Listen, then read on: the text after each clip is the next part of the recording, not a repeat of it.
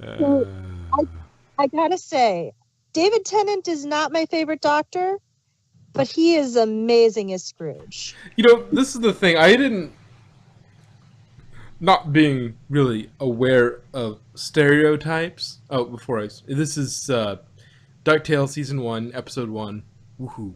But not knowing much about Scottish stereotypes, growing up, you know, like the fact that sort of the stereotype, for better or worse, you know, it's a stereotype. Uh, Hmm. is and that Scottish people are very uh, frugal, to say the least. That's the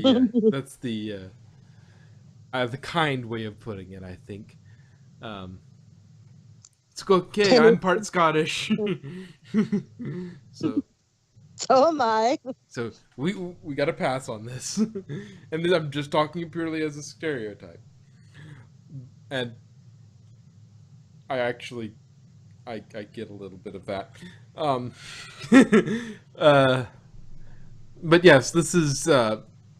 But yeah, I didn't realize that that was a stereotype, and then knowing that and watching this again and seeing, um, well, watching this again, but watching Ducktales again, since I watched it since I was a kid. Now Yeah. the whole Scottish thing, it sort of amplifies it a little bit. It's like they are playing right into the most Scottish of Scottish stereotypes, stingy, and again, not saying all Scottish people are. That's just the stereotype. Um, but uh,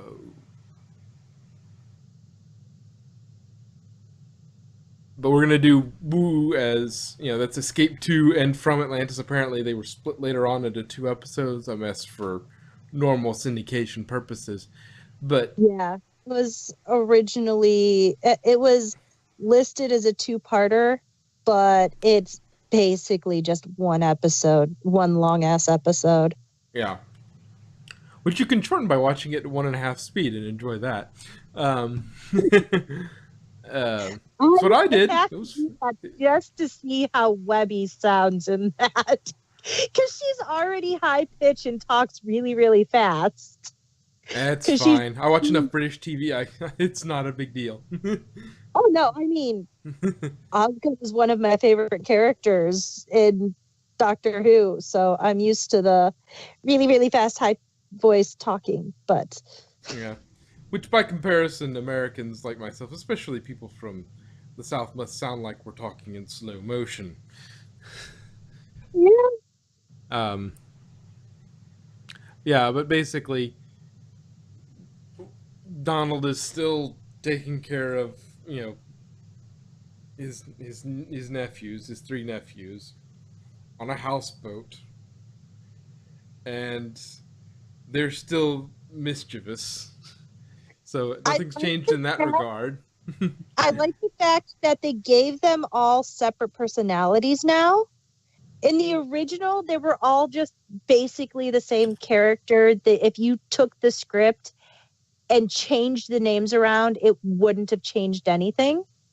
In the original DuckTales Yeah, from the they do have. I can't speak to that because it's been a long time since I watched the original, but so I'll take your word for it. But yeah, you got Huey, Dewey, and Louie. You have Huey is you know let's do it. He I'm seems to be the follow leader. the rules Leonardo sort of type. Yeah, the original Huey did have that, but they were all Boy Scout. They all had that Boy Scout thing. It's Yeah, just Huey was a little bit more rule oriented, but yeah, it's a little bit like how the 80s Ninja Turtles, if you switch, you could swap um Raph and Mikey sometimes with the jokes, and you can swap the different characters in like the 90s Ninja Turtle movies, the live actions. Donnie and Mikey were interchangeable at points. It was like that with the characters in the original DuckTales. Whereas this one, they are very distinctly unique. Also, Yes. I love Webby. I love how Weird. much they gave to Webby. The old Webby was this little, oh my, like little pussycat. She's just like, she's like a little baby doll. Whereas this one, she is a badass. And a little off in some ways. Well, she grew up in Scrooge Manor with no nobody around of her own age. Yeah. So She was raised very sheltered life. So the triplets are the first people she's met of her own age range. yeah. And Dewey is pure evil. Uh, No. Louis is pure evil. Dewey is just the adventurous one. Louis is the evil one. So, which one's the evil twin? That's Louis. I'm not denying it. but anyway, yeah, going through the episode, which it's kind of odd because you see the fishermen swatting away seagulls, and it's like You're a bird. you're a bird swatting away another bird. Okay, I'm just gonna hang with it because one evolutionary branch became anthropomorphized and capable of advanced technology, and one just sort of stayed a bird. Of course, this is Disney, so yeah. What do you expect? They don't wear pants. Except Launchpad, he wears pants. Launchpad wears pants, yes. Which, thinking about it, it's awkward thinking about Launchpad with no. I'm just gonna push that out of my mind. Launchpad without pants.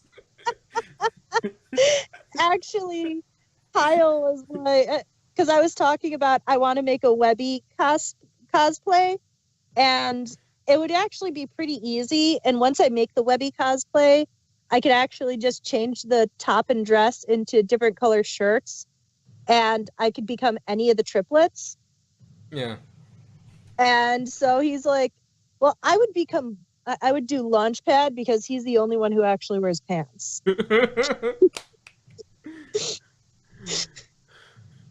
And I'm like, well, I mean, you wear white shorts and you pin some feathers at the back, and then you wear like yellow leggings underneath. And remind everybody that you're a pilot every 5 minutes. Yeah. I'm a pilot. Just every so often, I'm a pilot. Why'd you do that? I'm in character. I've got to remind you every 5 minutes that I'm a pilot.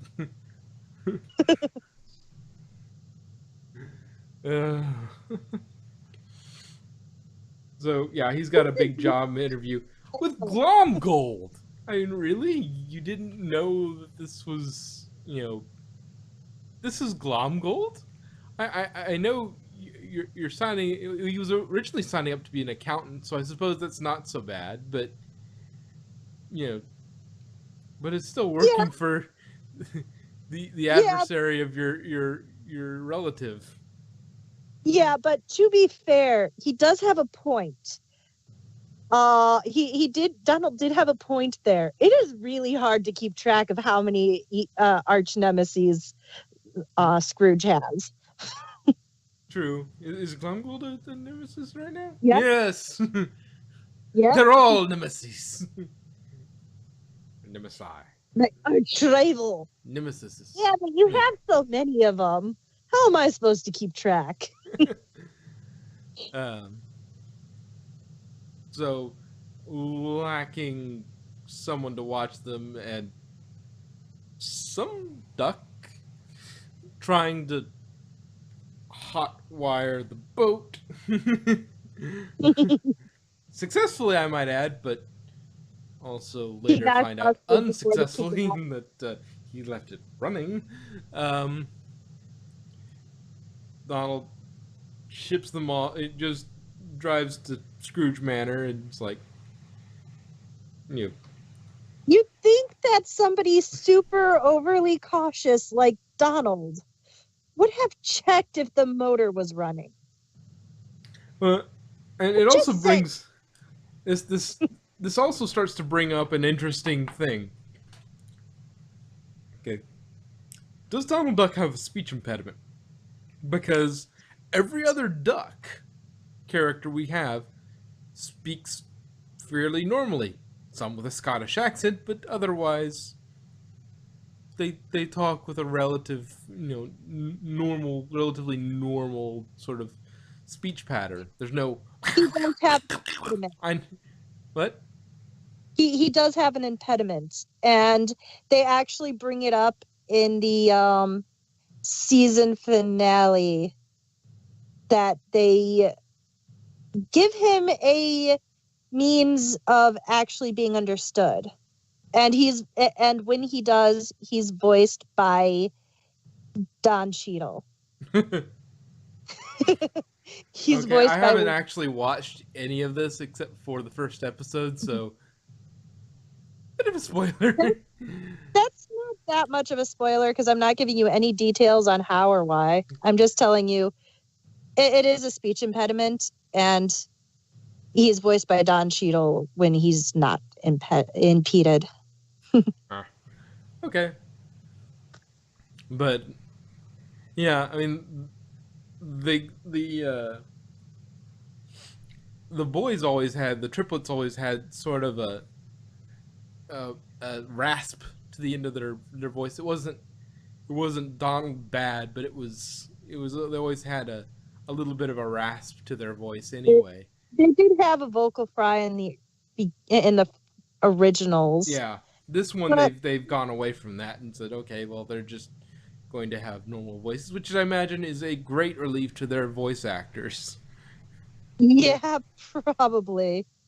or But actresses, depending on how they it, manage it's that. a- What? it's guy. Okay. They're all males. The male characters, anyway. Yeah.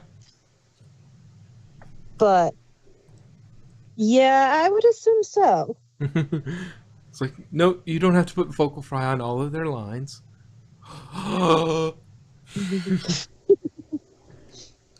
And I mean, for Tenet though, at least he doesn't have to cover up his accent. He can go full Scottish, and nobody would, and that's exactly what they want.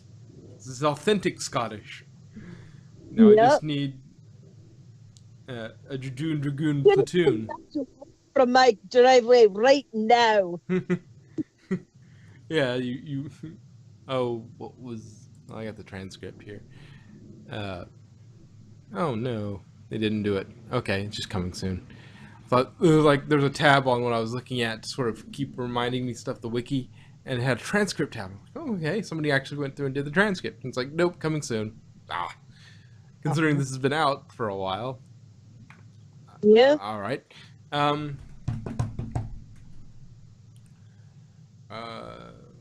So they go to Scrooge's manor, and uh, something interesting though. Um, Scrooge had a butler as well. He had Mrs. Yeah. Beakley, but he also had a butler. Mr. Did we see Duckworth, I him? think. Do you Was he want in the Vulture spoilers? meeting? No. No. Do you want a spoiler for future episodes? No, I'll leave it at that then. Okay. Uh, You'll see in future episodes. he, I'll he, just leave he it. makes an appearance at some point. Yes. Okay. Anyway, but yeah, okay. So I was wondering if they cut out a character, but yeah.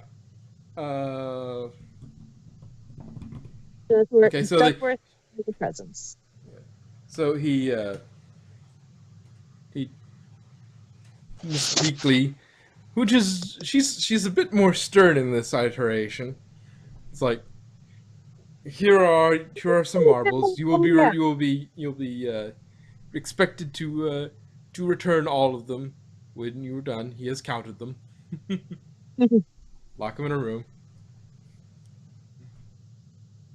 Well, to be fair, that was all Scrooge at that.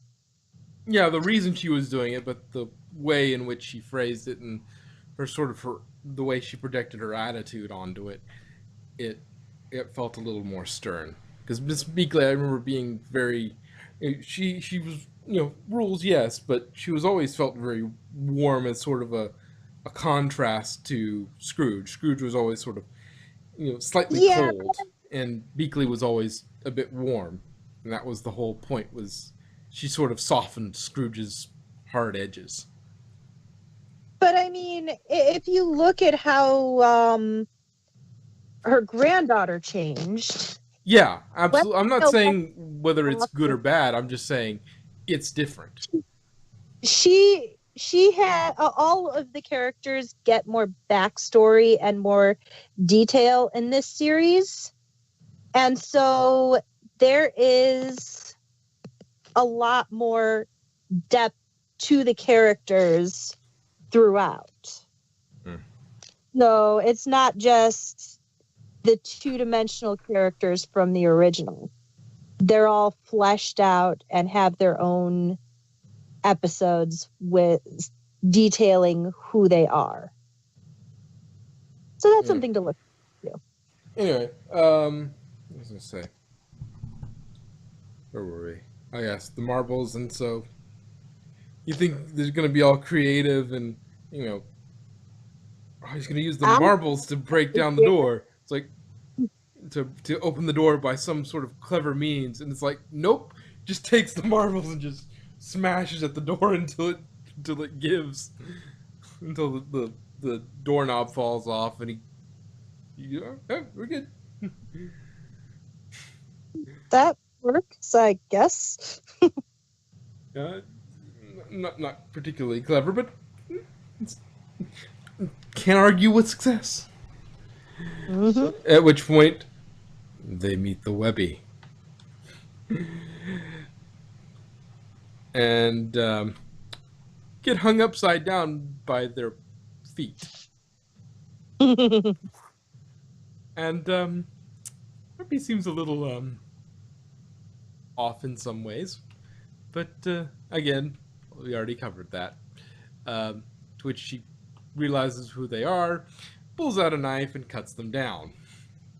Looks like a little Chris or something. Um,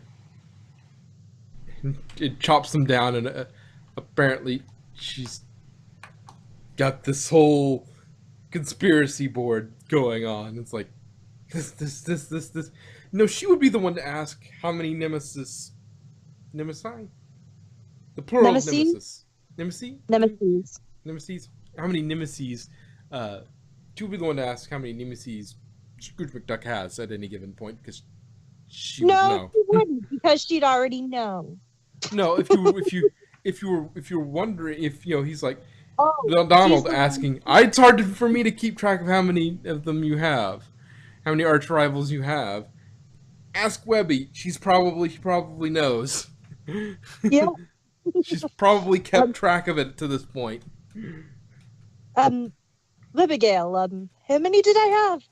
Well, it depends. Are you talking alive or questionably alive or dead, confirmed dead? Because we know that doesn't change anything.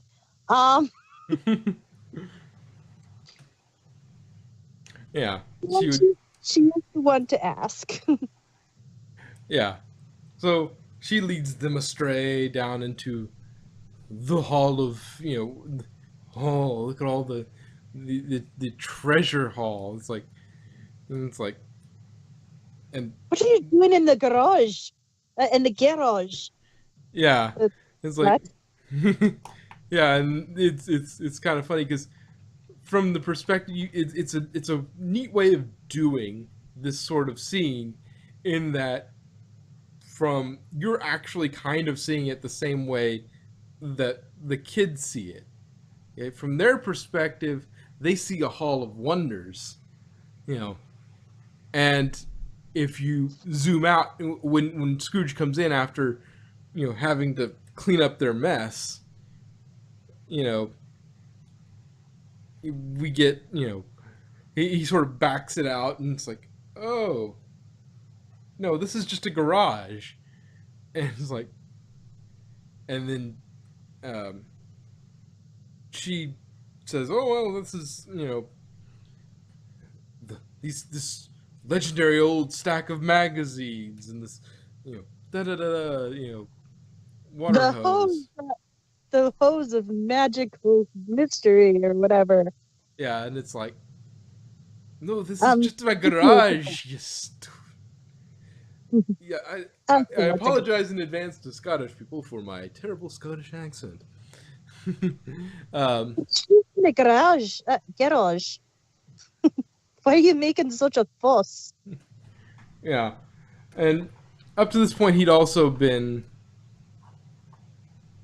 heard them say, oh, you know, he's a has been, you know, you know, all this stuff, and so at some point, he starts looking at also not to skip the order, but I think that's following the triplets story. But meanwhile, Scrooge is looking at Atlantis and whatnot, and like, ooh, we could look at this, Yeah, the and he's triplets. When he went to lock the triplets up, they go all, "What? yeah, What happened? You used to be awesome. Now all the you stories say used to you're be cool, cool. man. Now you're just a washout." It's like, I'm not a washout. I'll show them washout. Yeah, he tries to put on his diving gear, and Falls over. It's like, I don't need anybody's help. I made my fortune on my own. I'll do everything on my own. A little help. I don't need anybody's help. Mrs. Beakley, a little yeah, help here. yes, As falls over. I made my money being tougher than the toughies and smarter than the smarties, and I always made my money fair and square. Um, but yeah, eventually he comes down, he fixes that, and fixes the things that they brought to life, gets rid of them or something like that, and and eventually the gong that should never be ever be pressed 3 times is hit 3 times. I only hit it once. You hit it 2 other times, didn't you? Mm-hmm. Yeah. And then the gold eating dragon. Yeah. And thanks to some sticky fingers, they have well, sticky fingers, but they have the Medusa gauntlet when they go to chase down the dragon. They chase it to the city, and Scrooge gets a bit more excitement in I'm his a life. pilot. I'm a pilot. Yeah, we need a pilot. We need a I'm a we pilot. need a I'm a pilot. This is what's Launchpad a pilot. Seriously, Scrooge? That's why he keeps saying it. Because he's Right? hoping at some point you'll actually hear him. Exactly. And remember, he's a pilot. um, so they kind of wrap out the first episode with, I want to go to Atlanta. I'm going to take the kids on a trip to Atlantis after, the thrill of nearly having my bank, my piggy bank Money uh, attacked. in. But yeah. He got the thrill back that, ooh, fun. Yeah. Which leads us into the second episode, second part of the episode, and the first time we see the new theme, which is okay. Um, but yeah, they Like the fact that they kept the old lyrics and everything. yeah, and they modernized it. It wasn't they didn't absolutely thrash it. Um, Yeah. It's just basically a new singer, but same song, same. I mean, I think the reason why the art takes so much getting used to is because the entire series is very comic book themed. So the artwork is basically like they're trying to do a living comic book or something. hmm. And that's kind of jarring, at least to me. I But didn't really have as much of a problem with it. It's different, but not and ridiculously. It doesn't distract me too much. yeah, it took a little getting used to, but it's not so bad that I can't watch it like some of these Cartoon Network shows. But what was I gonna say? Um. Oh yeah. So now we're The on to the trip. Webby trying to lie to her grandma. Yeah.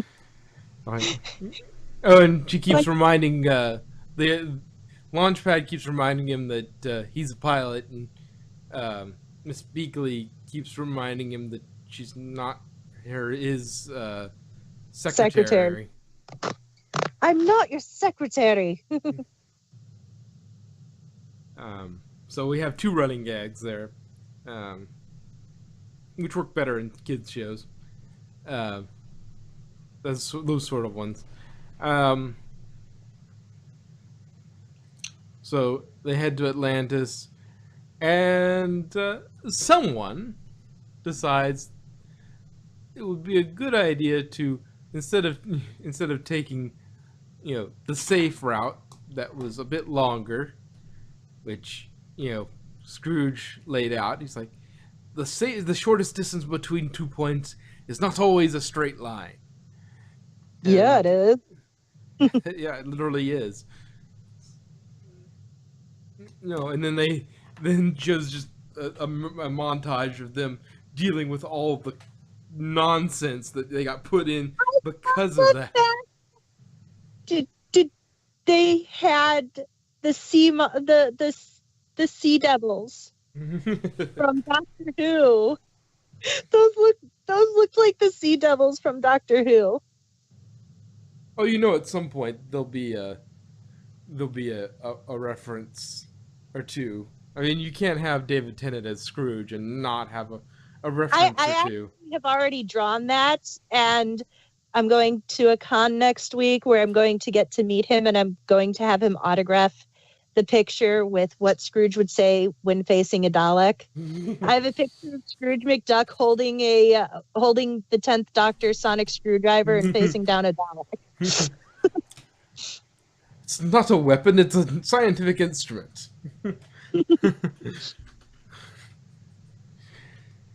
uh, to quote War. Um, what's I going to say? Oh yeah, where was it? Okay, so uh, meanwhile at Glomgold Industries, we have we find out that Donald didn't get hired as an accountant, which he applied for, instead as a adventurer or sailor. So he What? he gets his own. He gets basically the same thing. It's like, no, you're gonna wear your traditional suit. Yep. Which it's a good thing he got a new one because his old one caught fire. Yeah. Um. Nice little continuity there. And so yes, and we find that Glomgold, in a certain way, they're both men of business, though somewhat different between. He's like, you call yourself Scottish? You're not even wearing a kilt. You think you're more Scottish than I am? I'm wearing a bloody kilt. Oh. Nice skirt, Glomgold. It's not a skirt, it's a kilt. Oh, what was I gonna say? Oh yeah.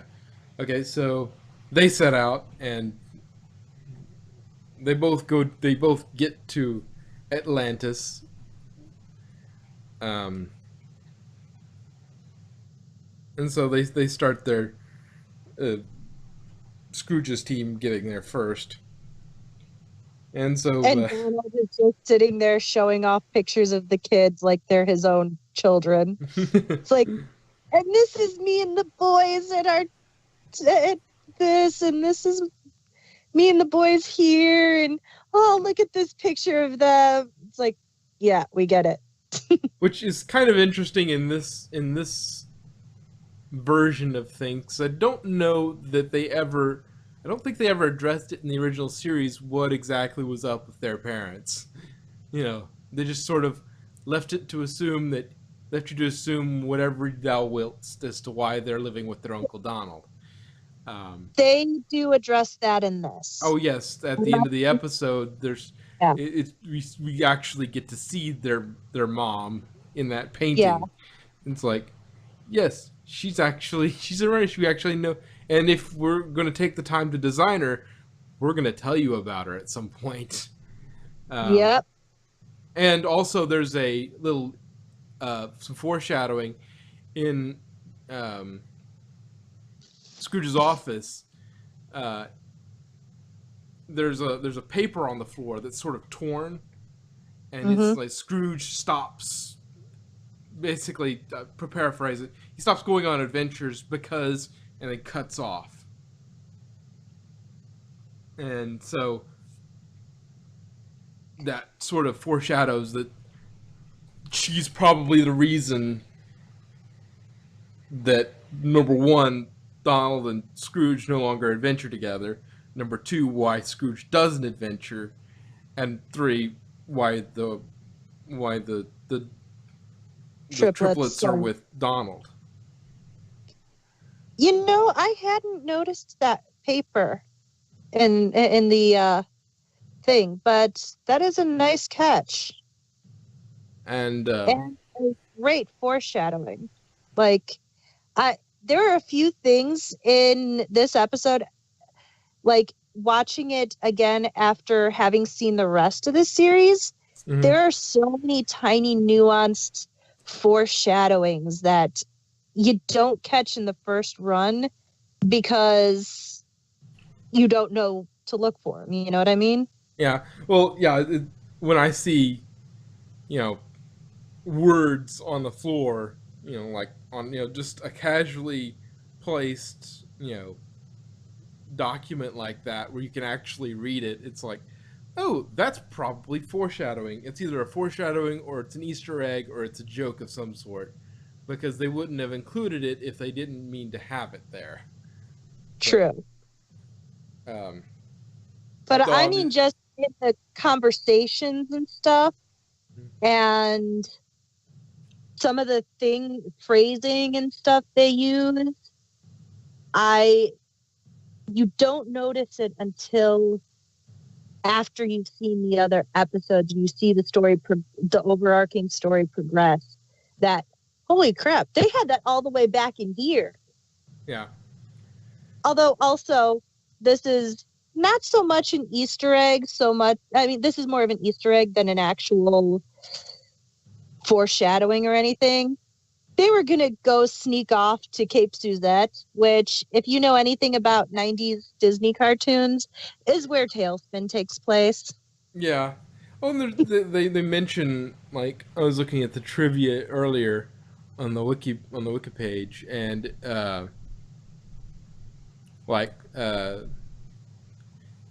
they mentioned Saint Canard from Darkwing Duck, Spoonerville from Goof Troop, and Cape Suzette from Tailspin. They're all mentioned. And And Webby has a piece of paper with foul written on it, which was a with thing in oh the yeah, original. Yeah, Darkwing Duck. Yeah. yeah, that was a thing from back then. So yeah, there's Yeah. lots of little Easter eggs if you're looking. Oh Um, yeah. And they in another episode they even mentioned shush. and what was this? Now, where were we? Forgot off on a tangent. Oh yeah, they're in Atlantis, and they have the death traps, but Poor, but the poor, poor Dewey. It's like, man, this is the worst adventure ever. All of these death traps suck. None of them are deadly. well, it's like they were all worried about him, and there's death traps ahead. He might get caught in one, and the buzz saws come down, but they're from the ceiling. It's like, It's upside because down. it's Everything upside down. sucks. So yeah, it makes the death traps less deathly. um, and so they get through that, and uh, at some point, uh, they're not sure. She's not sure how. They're not sure how she's going to pull off the lie that that she's with a friend whose grandfather or I, something only speaks Swedish, and then Launchpad gets bitten by all those snakes, and then just randomly starts speaking in Swedish, and it's like, I okay. love how horrible she is at lying. It's like, I'm with my friend, Sabina. Yeah, that's totally a real name for a totally real person. Yep, I'm with my friend Sabina. I actually did know somebody named Sabina at one point. Used to work with a girl named Sabina. So it is a totally real name for a totally real person-ish. Yeah, and so they go all the way through, and you get he's constantly breaking the light beams, but Donald is down below or up in this situation with a It shield makes me blocking off the fire. it makes me think of Mindy and Buttons from Oh yes, it is Mindy where and Buttons all over. where it's like there, there's nothing to worry about. Look at this. No damage. This is boring. And there's Donald being Buttons at the bottom, like ow, ow, ow, ow, ow, ow. It not no one being any the wiser. And I love how Lomgold is taking everything he says way too literally and is like, you see, now this is the perfect employee. It's like, I'm gonna kill him. Ooh, kill him. That's a good idea. Yeah. To which they finally get to the treasure room. And there were two treasures. And in order to get the real treasure, which was on the floor, supposed to be hidden basically in a big pile of other treasure, you know, Glomgold grabs the apparently cursed stone, and they caught the real stone that powered Atlantis Well, through you know, through the buoyancy of ducks. the whole curse thing with that could have just been a psychosomatic reaction that caused him to become cursed just by believing he was cursed. Well, when a tentacle comes out of the ocean randomly at just the moment you're informed that you are cursed, I think that Yeah, has less to do with you being psychosomatic on that regard, and more to do with you know you're just freaking cursed. yeah, but you would think that the curse would have taken effect before he was told it was cursed. The curse has a sense of humor. Uh-huh. It's optimized to make its effects the most funny it can be. You know. Sure. Yeah. The curse operates on the rule of funny. Would this be more funny? Yes. Okay. That's the rule. Um But yeah, they get him back, and it's like, yes, this could power us for 50 years. You know, you Scrooge was it?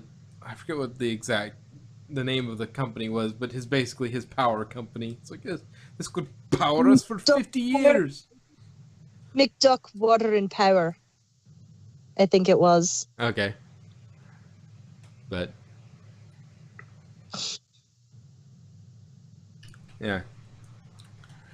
But they go through all that, and you know.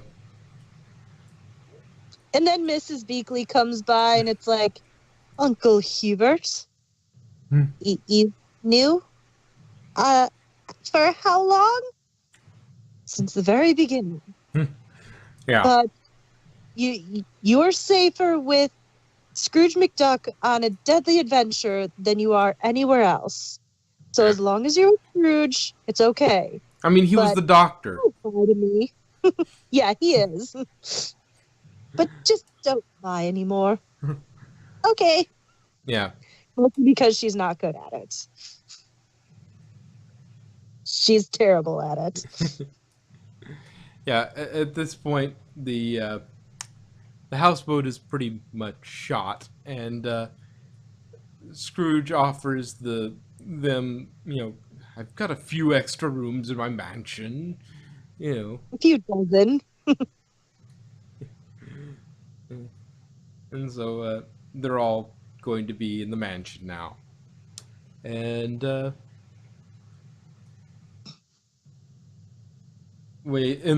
we end the episode sort of with the reveal of Della Duck in that picture we saw back in the garage. Garage. Garage.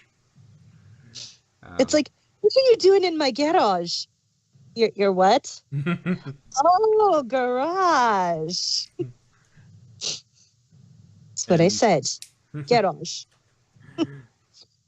Yeah, who is Della Duck is apparently their mother. Yep. And that's how we end the episode. It's fairly entertaining. It's very much,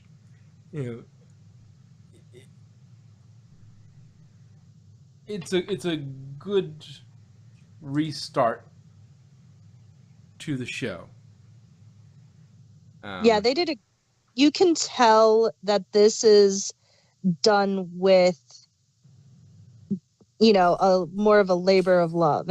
This is done, like I was saying before, this is a reboot done right. Yeah, so far as I've seen this one episode, yeah. It takes the core of the original and adds to it without subtracting from it, if that makes sense. It adds more to it, but without destroying the charm that made the first one good. Yes.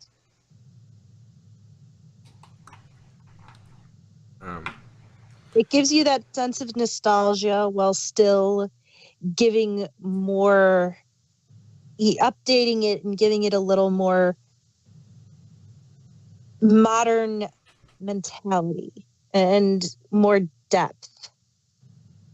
And it kind of grows up the characters a little bit too. It quack packs them. No, it does better than Quack Pack. I saw the opening for Quack Pack this morning. I was doing something else, and in the background I put on, like, there was a video like 10 best Disney openings, nostalgic sort of openings, and it's like Quack Pack. Oh, good. Oh, good grief. But uh but yeah. Kyle and I were just we're talking about Quack Pack around the time the season finale of DuckTales came aired, because we were talking about how they giving the characters more depth and more personality and stuff, and I'm like, well, they tried with Quack Pack, and he's like, yeah, but they failed miserably. And I'm like, yes, they did. And there's gonna be people who have no idea what Quack Pack is. And to those people, I say, I you envy won. you. Because I envy you. I envy your ignorance. yeah, ignorance is bliss in some cases, like this. uh, I kind of want to go back and watch Quack Pack, a couple episodes of Quack Pack, just for the nostalgia. But then I remember, no, why am I going to torture myself yeah, like this? why would you go do that? Why would you subject Why? yourself to Quack Pack? It's kind of like when you have like a bruise, or like, how sometimes your cuticles are you have like that skin coming off, and so you like press it even though it hurts, but you just do it anyways. It's kind of like that. I'm one of those semi-masochistic people. If I have a cut, I will pick at the scab. If I have a bruise, I will like poke the bruise. I know it doesn't feel good, but I just get the impulse to do it anyways. I think that watching Quack Pack is just an extension of that masochism. Just like, but yes. I think next time we do a review with the DuckTales, we should invite Kyle, because he's seen it all too. Okay. Anything else you can think of you want to hit with? Not without giving major spoilers. Yeah. But just pay attention to some of the commentary in there. Like, some of those nuances are very those tiny details turn out to have a lot of importance later on. Some of the things you're just like, interesting, but you may not think too much of them, but they have a big importance. They did a lot of most of the things they say are important at some point. Oh. They don't do a lot of superfluous stuff. One thing that... No, never mind. I'll ask afterwards. Anything else before that? Anything else before we close it up? No, I don't think so.